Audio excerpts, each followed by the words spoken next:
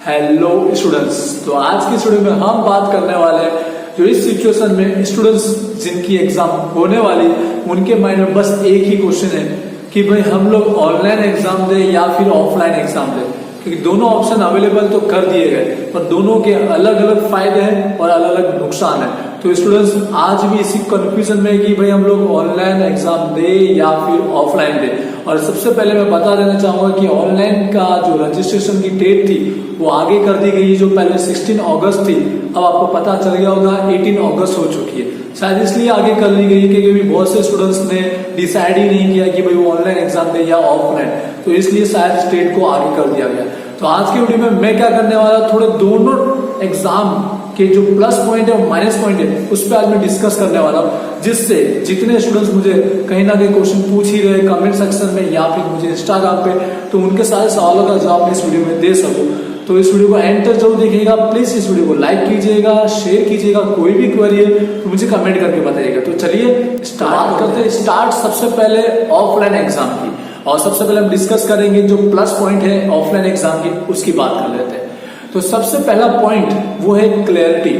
Clarity से मेरा मतलब है कि ऑफलाइन एग्जाम को लेकर यूनिवर्सिटी की ओर से सारी डिटेल क्लियर ऑफिशियली नोटिफिकेशन के थ्रू आप लोग को बताई गई है। मतलब कि जो ऑफलाइन एग्जाम होने वाले है उसका जो पेपर का फॉर्मेट है उसको लेकर, उसके बाद जो एग्जाम का जो टाइमिंग है, एग्जाम के जो मार्क है, सारी डिटेल ऑफिशियली नोटिफिकेशन के थ्रू स्टूडेंट्स को बता दी गई। मतलब स्टूडेंट्स के माइंड में कितने मार्क की होने वाली है, उनका सिलेबस क्या है, मतलब उसका टाइमिंग क्या है, सारी डिटेल आप लोग को पता है। तो ये पहला प्लस पॉइंट है।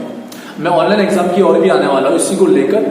अभी बात करते हैं ऑफलाइन एग्जाम का दूसरा पॉइंट। तो दूसरा पॉइंट ये है कि ऑफलाइन एग्जाम के अंदर जो हमारी जो फाइनल ईयर की एग्जाम होने जा रही है, क्योंकि फाइनल ईयर की एग्जाम आप लोग के लिए इस समय सबसे मोस्ट इंपॉर्टेंट है, क्योंकि आई थिंक इस फाइनल ईयर की जो एग्जाम है उसी के बेस पर आप लोग का डिग्री का भी मार्क डिसाइड हो सकता है। मतलब उसका जो भी क्लास होगा, फर्स्ट क्लास, सेकंड क्लास या डिस्ट्रिक्शन, वो डिसाइड होने वाला है। तो आप लोग के लिए ये एग्जाम बहुत ही इंपॉर्टेंट है। इंपॉर्टेंस का मतलब है कि आपको इस एग्जाम में अच्छे से अच्छे मार्क कवर करने जरूरी है। जो अपना ग्रेड अपग्रेड करना चाहते हैं, मतलब जो उसके मार्क पहले कम आए हो, वो चाहते हैं कि इसके एग्जाम के थ्रू वो अच्छे मार्क ला सके और अपना डिग्री का जो भी परसेंट है उसको इम्प्रूव कर सके। तो मतलब शॉर्टकट में ये है कि भाई ऑफलाइन एग्जाम जो फाइनल ईयर की हो रही है उसमें अच्छे से अच्छे मार्क लाना स्टूडेंट्स के लिए बहुत जरूरी है। और ऑफलाइन में वो आप बेनिफिट उठा सकते हो कि ऑफलाइन एग्जाम में आप अच्छे से अच्छे मार्क लाकर अपना डिग्री का जो भी परसेंटेज है उसको इम्प्रूव कर सकते हो। तो सेकंड पॉइंट ये मेरा था। थर्ड पॉइंट की मैं बात करता हूं तो सबसे मेन ये है कि भाई अभी तक यूनिवर्सिटी की ओर से स्टूडेंट्स की जितनी भी एग्जामें ली गई है, इसका मतलब जो फर्स्ट ईयर या सेकंड ईयर या थर्ड ईयर में जो सेमेस्टर 5 की जो एग्जामें हुई है वो सारी एग्जामें ऑफलाइन मोड में ली गई। मतलब डायरेक्टली स्टूडेंट्स को ऑफलाइन एग्जाम देने की हैबिट है, मतलब उनका माइंडसेट बन चुका है ऑफलाइन एग्जाम देने का।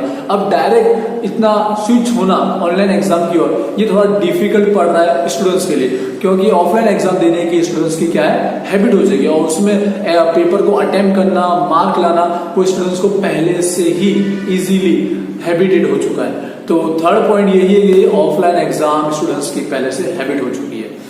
ये थे हमारे सब plus point offline exam.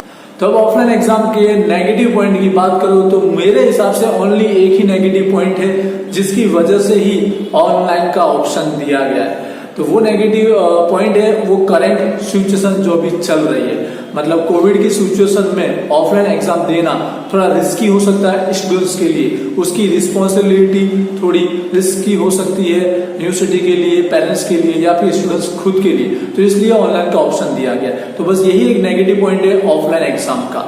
I hope आपको क्लियरिटी हुई होगी ऑफलाइन एग्जाम को लेकर।